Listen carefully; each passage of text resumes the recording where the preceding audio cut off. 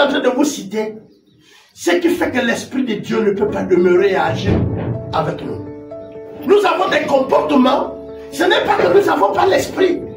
Nous avons le Saint-Esprit à nous. Mais nous ne le laissons pas agir à nous. Nous ne sommes pas assez humbles. Papa Albert, comment?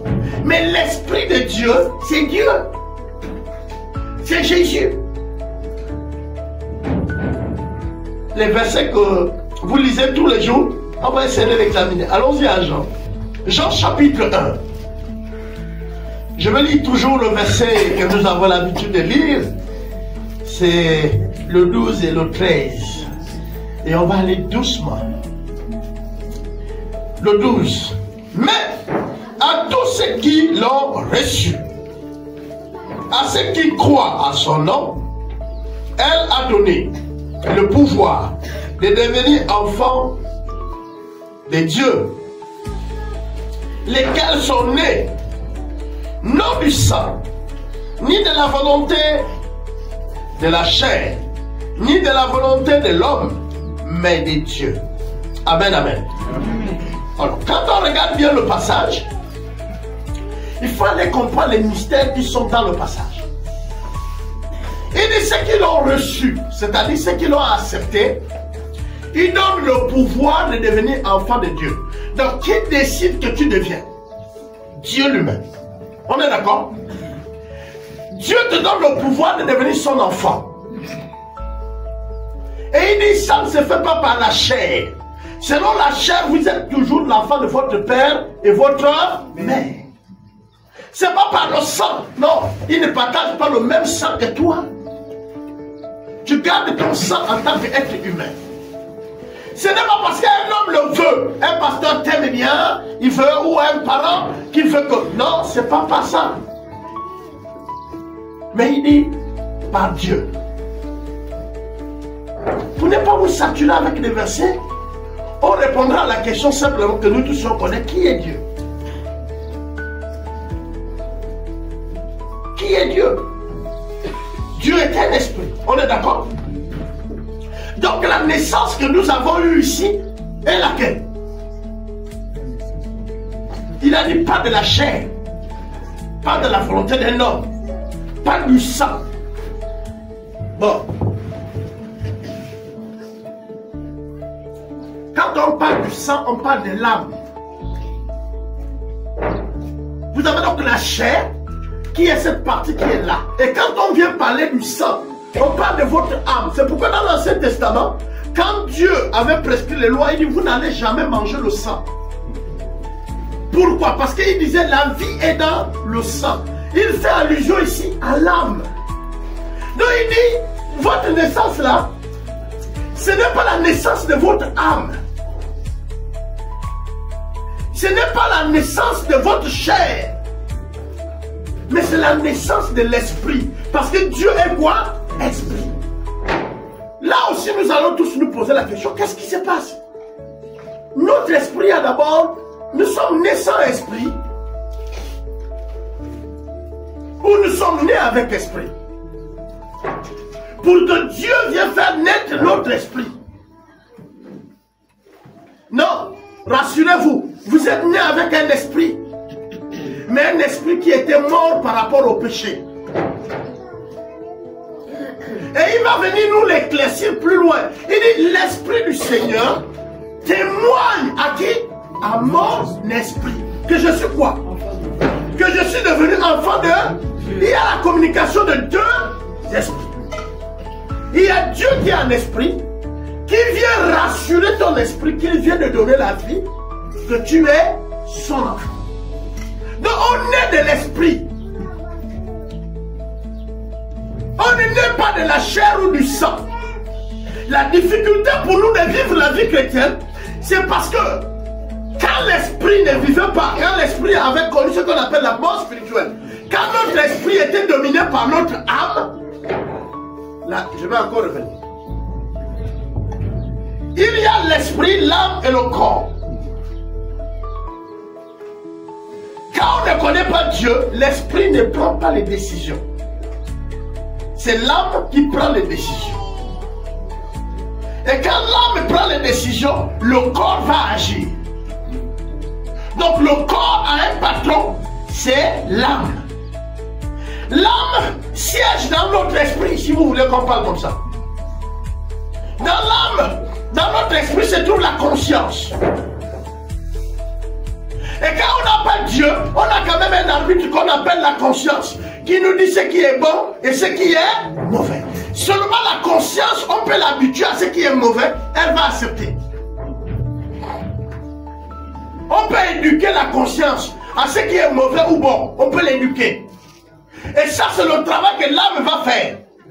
L'âme, c'est quoi? C'est le centre de l'intellect.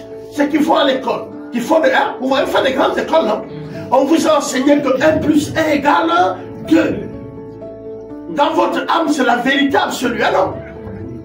Vous ne pouvez même pas imaginer que c'est égal à 3. Ouais, non? Vous ne pouvez même pas imaginer que c'est égal à 1. Alors, laissez-moi vous dire que le Seigneur dit dans l'Écriture que la connaissance de ce monde est une folie. Et pourtant, quand on nous dit que nous connaissons, nous pensons que nous sommes au ciel. Mais Dieu résume ça à un seul mot, folie. Les gens croient plus aux mensonges et de l'hypocrisie. Mais la vérité, on ne l'accepte pas. La Bible dit que quand le diable vient dans une assemblée, il veut frapper la tête, les bergers. Et le troupeau se disperse. N'est-ce pas, non? Mais en fait, aujourd'hui, le diable, il n'attaque même plus la tête. Le troupeau est déjà dispersé. Regardez ce que vos smartphones vous font. J'aime Jésus. Ta bagarre est jusqu'au bout. Eh ouais. J'aime mon église. On a déjà parlé d'église ici pour que je ne l'explique plus.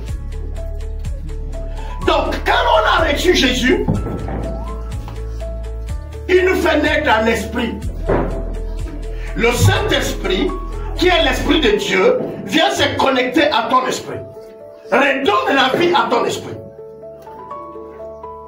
Mais il y a une chose. Tu es vide. Comme un enfant qui vient de naître, quel que soit l'âge dans lequel tu acceptes le Seigneur. Alors, il faut que il y a un ennemi dans la foi qui commence à investir dans ta vie, c'est-à-dire à te nourrir spirituellement. Mais nourrir spirituellement, c'est quoi? C'est lire, c'est d'enseigner. Je vous dis même une semaine, sans être enseigné, sans être nourri, vous êtes déjà en train de vivre ce qu'on appelle la mort spirituelle. Le physique, vous y êtes. Mais spirituellement, vous n'y êtes plus. Bientôt, votre enthousiasme pour Dieu va mourir. Après, il va vous rester la forme. Vous êtes là. Il va vous rester quoi? La forme et les relations. C'est-à-dire, je suis tellement habitué avec tel frère, telle soeur. Est-ce que vous savez qu'il y a plein de gens dans l'église? C'est parce qu'ils sont habitués avec les gens qu'ils ne veulent pas changer. Même quand on lui dit l'église là est mauvaise, il voit bien que c'est faux. Mais il reste là parce qu'il est habitué avec un certain nombre de personnes. Est-ce que vous savez ça? D'autres, l'église est devenue comme une association. Oh, là-bas, on aide. Hein? Oh, l'église là pour aider. Oh, moi, je préfère rester là. Mais spirituellement, mort. Mort pourquoi? Parce que les activités où on doit t'enseigner, tu ne les sens pas.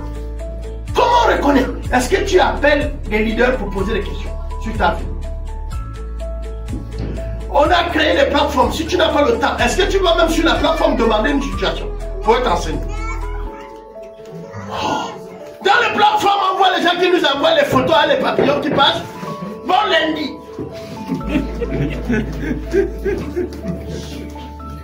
Pour dire quoi? Le papillon là, il dit quoi? Bon lundi. Et il s'envole là avec une musique. Mais ce n'est même pas de louange. Bon lundi. Moi, quand je vois ça, je supprime pour moi. Je laisse pour vous. Peut-être qu'il y a d'autres à l'intérieur aussi qui vont répondre bon lundi. Voilà le christianisme qui nous reste. Sans support, vide. Nous sommes nés dans la foi. Nous sommes nés en Christ. Mais nous sommes restés vides. Ce n'est pas les années qui remplissent le chrétien. C'est l'enseignement que tu reçois qui te fait remplir. Bien aimé, qu'est-ce que nous avons à l'intérieur?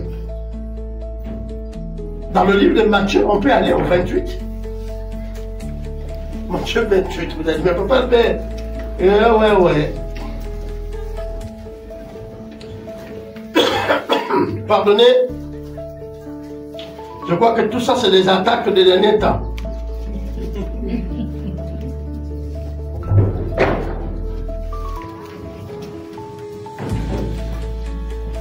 Matthieu 28, à partir du verset 18. C'est un des passages bibliques phares pour moi, mais qui est le principe, la base avec laquelle l'EDC est fondée. Oui, notre église est fondée sur ce principe biblique. Jésus s'étant approché, leur parlant ainsi. Donc Jésus avance vers ses disciples. Il appelle les 12. Il dit, venez. Et les disciples viennent. Alors, lui aussi il est venu vers eux. Et il va se mettre à les parler. C'est pourquoi on dit, et il leur parla ainsi. On va comprendre donc ce qu'il a dit. Tout pouvoir m'a été donné dans le ciel et sur la terre. Il dit, tout pouvoir m'a été donné dans le ciel et sur la terre. Tout pouvoir. Maintenant, dis-moi le pouvoir qui n'est pas donné à Jésus. Si nous sommes en Christ, la Bible dit, ce n'est plus nous qui. C'est qui? Mais si Christ vit en toi, pardon, s'il vous plaît, je vous permets d'intervenir. Donnez-moi le nom du fétiche que tu Christ. Non, la parole est en vous.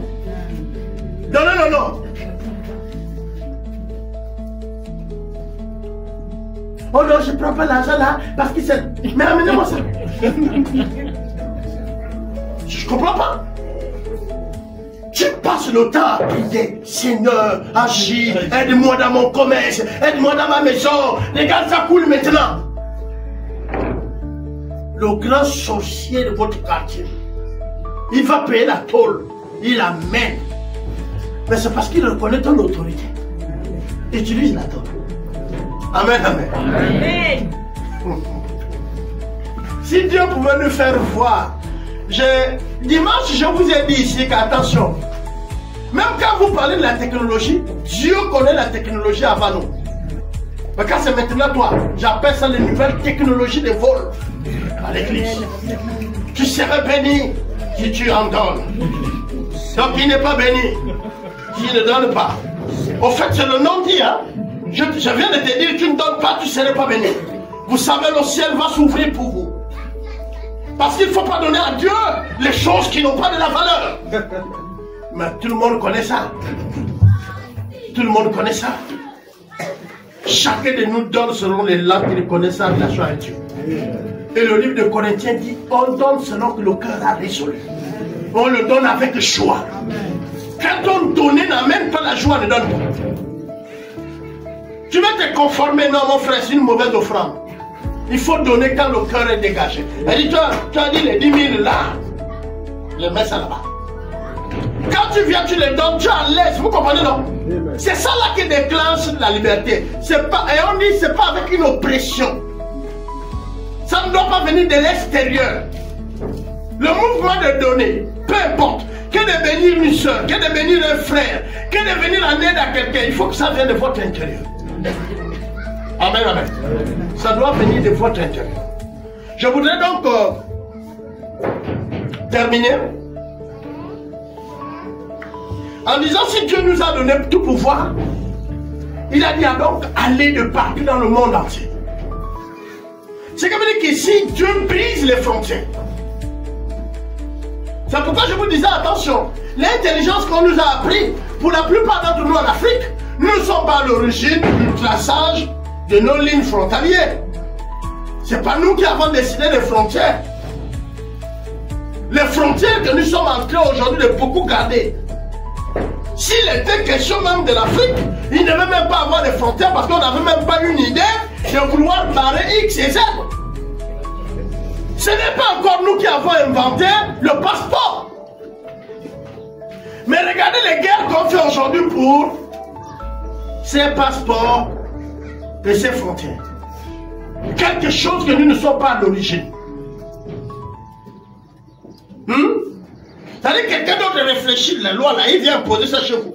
Mais quand vous prenez ça là, vous le dépassez même. L'Amérique, un Américain peut se balader dans toute l'Amérique. Un Européen peut se balader dans toute l'Europe. Un Asiatique peut se balader dans toute l'Asie. Mais l'Afrique, jamais. Vous savez ça?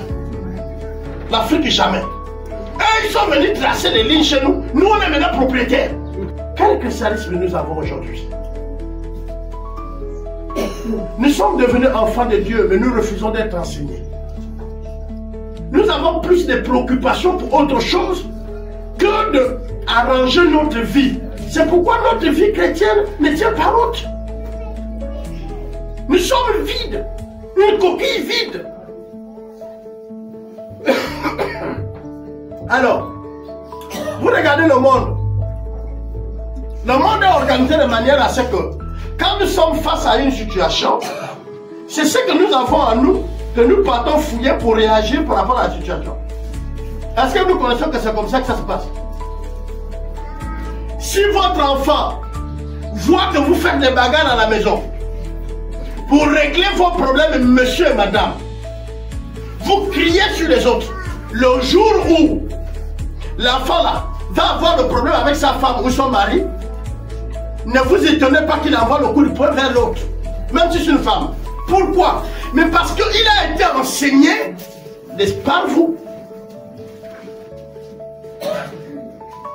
Votre subconscient et votre conscient stockent dans votre âme les informations que vos yeux et vos oreilles entendent, que vos yeux voient. Et quand vous êtes face à une situation, vous allez reproduire un schéma, conscient ou non conscient. Mais le schéma que vous reproduisez là, il n'est pas nouveau. C'est quelque chose qui est en vous depuis votre jeunesse. C'est pourquoi beaucoup de chrétiens, face à certaines situations, ne savent pas quoi faire. Ici, ce matin, qu'est-ce que j'ai voulu partager avec vous? C'est aussi simple. Nous sommes chrétiens quand nous décidons volontairement de recevoir Christ. L'Esprit de Dieu vient à nous. Mais qu'est-ce qui fait qu'on ne vit pas la vie chrétienne de manière résolue? Mais parce que nous l'avons gardée vide. Nous ne nous intéressons pas à être enseignés. J'aurais bien voulu même ouvrir une parenthèse sur l'enseignement parce qu'il y a les enseignements qui tuent et il y a les enseignements qui vivifient. Mais je vais parler de l'enseignement d'abord en général. Voyez-vous, nous avons aujourd'hui des docteurs. C'est une bonne chose. Les licenciés, les masters et tout, les bacheliers, tout ce monde. Mais ils sont la conséquence de l'enseignement. S'il vous plaît. Remplissez-vous. Donnez-vous du temps pour apprendre. Donnez-vous du temps pour être rassasié.